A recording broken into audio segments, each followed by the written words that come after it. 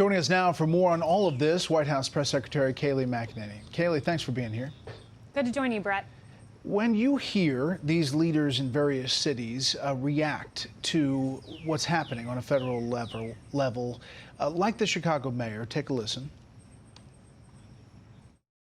We are not going to agree to or accept anything like what's happening on the streets of Portland, Oregon. We're not going to have unnamed federal agents patrolling our streets, pretending to be the police, sweeping people off and denying them of their constitutional rights. That is not going to happen in Chicago. Obviously, she's not alone. The Portland mayor, the Oregon governor. When you hear that, what do you say? I say this, I met Legend Taliaferro's mom yesterday. Legend Taliaferro was a 4-year-old boy who was shot in his bed, and it was a tragedy, lost his life. And sending additional federal resources to ensure that this does not happen to another 4-year-old, that more children do not die in the streets of Chicago. In a year where we've seen a 50% increase in homicides in Chicago, 414 people lost their lives. I think about Legend's mom, and I think about the responsibility that Mayor Lightfoot is not doing in patrolling her streets and securing her city, and that she should take help and admit that she needs the help of the federal government. You know, the critics say that this is all an effort to turn the page from the coronavirus. You say?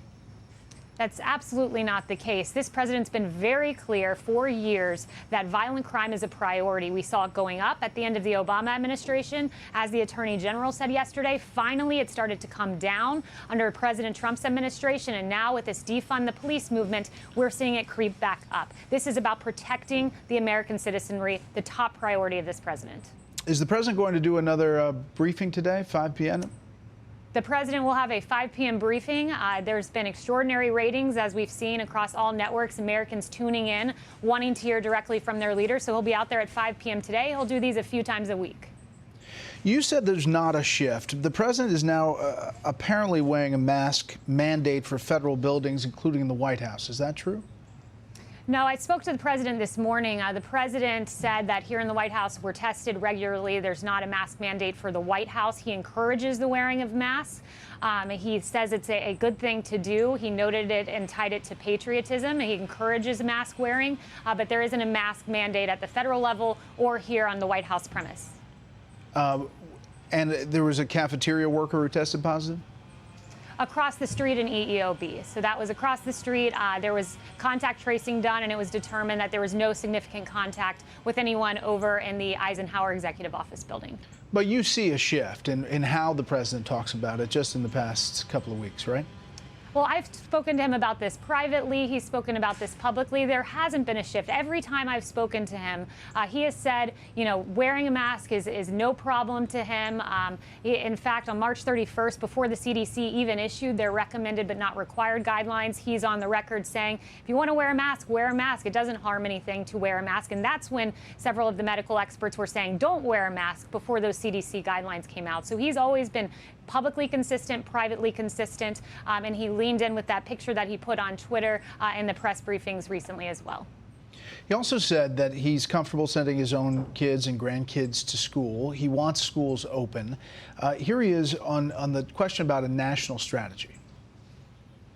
We do have a national strategy, but as you know, ultimately it's up to the governors of the states. I think most governors, many governors, want these schools to open. Is there a national strategy on school opening? Yes, and I think you'll be hearing more from the president about that today. He'll be focusing on that in his 5 p.m. Briefing that you'll hear from him on. And look, this president's been clear. We want schools to reopen. You have the CDC director saying it's a greater public health threat for schools to stay closed than open. We know that kids in particular are not affected by COVID in the same way that adults are. And also, I would just point out that on the issue of schools, 1/5 of child abuse cases are identified in schools. They have to open. It's in line with the science, and there's no reason for schools to stay closed, particularly when you have 79% of moms who are full-time, who are employed full-time. So either you're sending your kids to a child care facility if you're a working mom or to a school, and we would prefer a school. What's happening on Capitol Hill as far as phase 4 of this stimulus? I want to take a listen to the Treasury Secretary talking about what's being negotiated now. Will there be a payroll tax cut in the bill? Not in this, but we're going to come back again. You know, there may be a CARES 5.0. The president, again, is focused on money in American workers and American pockets right now.